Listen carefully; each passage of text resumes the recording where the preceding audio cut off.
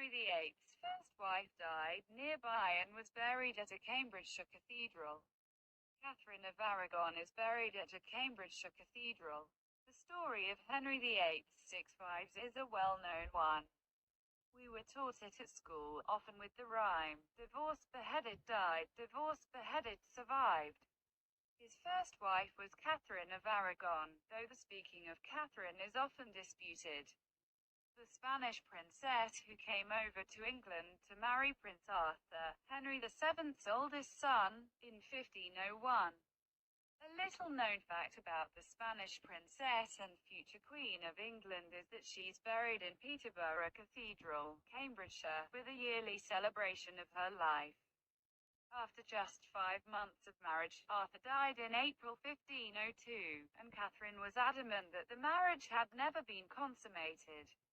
In the end, Catherine was married to Henry for longer than all the other 5 marriages combined, but she was unable to produce a surviving heir to the throne. It's thought she had 6 pregnancies, with all bar 2 being stillborn. A son, born in January 1511, Henry, Duke of Cornwall, sadly passed away in February at just 52 days old.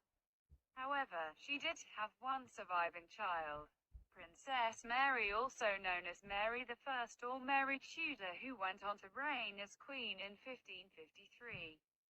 1544, Mary Tudor, 1516 to 1558, the daughter of Henry VIII and Katharine of Aragon, at the age of 28. Her inability to produce a surviving male heir to the throne ultimately led to the downfall of their marriage.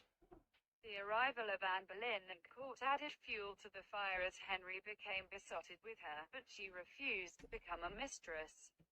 In 1527, Henry asked Pope Clement to annul the marriage, however, he was refused. In 1532, Henry split from Rome, being proclaimed the supreme head of the Church in England.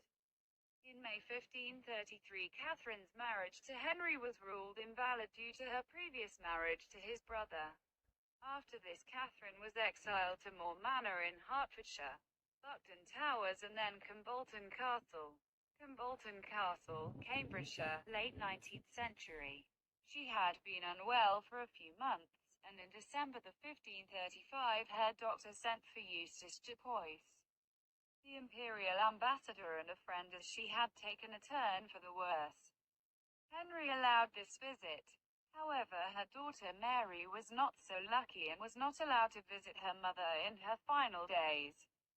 Catherine passed away on the 7th of January 1536, thought to be as a result of cancer and a secondary tumour on her heart.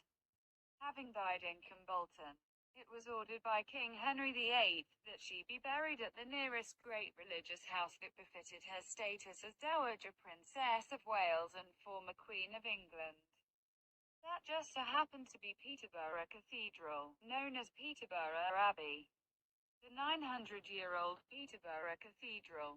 On the 29th of January 1536, her funeral took place, with the heart of the funeral cortege including a coffin wagon covered with black velvet, along with the 6 horses pulling it.